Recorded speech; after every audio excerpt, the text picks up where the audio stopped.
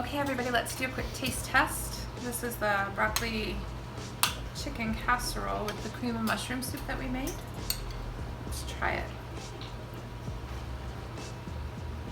It's right out of the oven. I would say right away to let it sit for a little bit because otherwise it's a bit runny.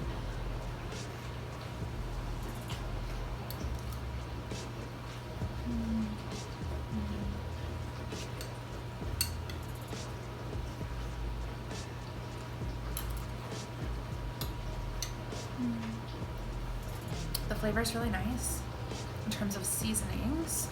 I think I would thicken it just a little bit more, but I think if it sits for a little bit it'll thicken up. So in the recipe below I'll put a way to, it'll include the way to thicken it a little bit more because I think I'd like it better if it were a little more like a traditional casserole.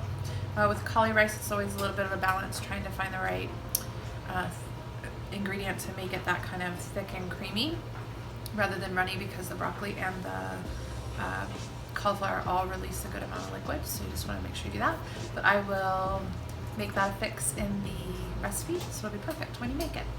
I hope you enjoyed as much as I do, and we'll see you in the next video.